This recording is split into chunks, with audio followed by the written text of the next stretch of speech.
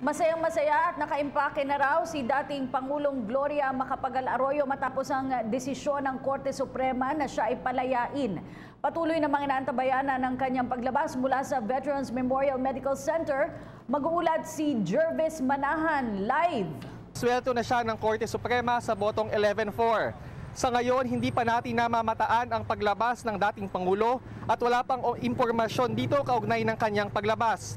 Ang process kasi ay mula sa Supreme Court ay dadalhin ang desisyon papunta sa Sandigan Bayan at sila ang magpapatupad nito. Kaya lang, base sa ating impormasyong ating natanggap, ay nagsara kanina ng 5 PM yung Sandigan Bayan at wala silang desisyong natanggap doon. So it remains to be seen kung makakalabas nga ba within today or within tonight si dating Pangulong Gloria Macapagal Arroyo o kailangan na ba itong ipagpabukas pa. Bandang 3:30 ng hapon kanina ay nakita natin na lumabas yung anak ni dating Pangulong Arroyo na si Mikey Arroyo pero hindi na siya humarap pa sa media. Bago yan ay nakita rin natin dito si Attorney Estelito Mendoza, isa sa mga legal counsel ni Congresswoman Gloria Macapagal Arroyo sa Supreme Court. Dumalaw siya sa kanyang kliyente at sinabi niya na masayang-masaya raw si Arroyo sa naging desisyon ng Supreme Court ngayong araw. Borrowing from Attorney Mendoza's words, yung Good Friday daw ni GMA ay nagtapos na at ang desisyon daw na ito ay yung resurrection na nga ni Arroyo.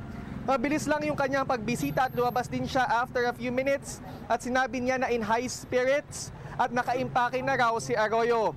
Kasama raw niya ang kanyang mga kamag-anak sa loob at naghahanda na raw siya para bumalik sa paglilingkod sa gobyerno. Sabi rin ni Attorney Mendoza, aattend ng SONA ni Pangulong Duterte si Arroyo sa darating na Lunes at nagbabalak din daw siyang dumalo sa susunod na meeting ng National Security Council.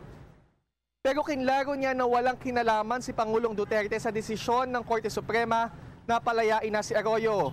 It's really the lack of evidence daw kaya nagdesisyon ng Korte Suprema na palayain na ang dating Pangulo. Maaalala rin natin na nauna nang nagpahayag si Pangulong Duterte ng kanyang kagustuhan na palayain si dating Pangulong Arroyo na naka-hospital arrest dahil sa kasong plunder simula pa noong October 2012.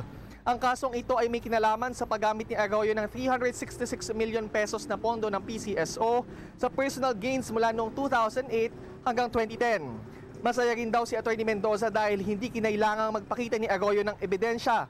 Ibig sabihin ay wala naman daw talagang basehan ang plunder charges na ikinaso ng Aquino administration laban kay Arroyo.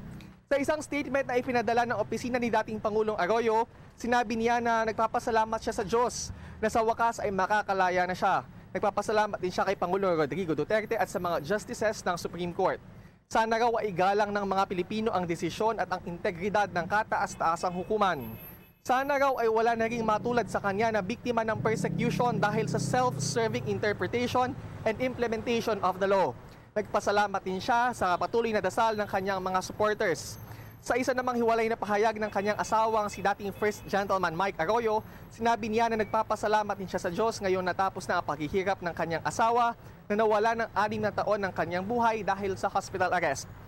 Sinabi naman ng isa pa niyang legal counsel na si Attorney Ferdinand Topacio na sa desisyong ito ay napatunayan ang Korte Suprema pa rin ang final bastion ng true justice.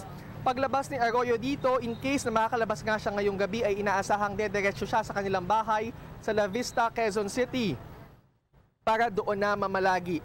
Right now ay may mangilan-ngilan na taga-suporta si Arroyo na pumupunta dito sa labas ng VMMC para hintayin ang kanyang paglabas. Binabantayan naman ng media lahat ng mga lumalabas sa sasakyan mula sa main gate ng ospital pero hanggang sa mga oras na ito ay hindi pa natin namamataan si dating Pangulong Arroyo. At yan muna ang latest mula dito sa VMMC. Balik sa iyo, Kathy. Hi, ako po si Aljo Bendijo. Subscribe na sa PTV YouTube channel. I-click lang ang subscribe button.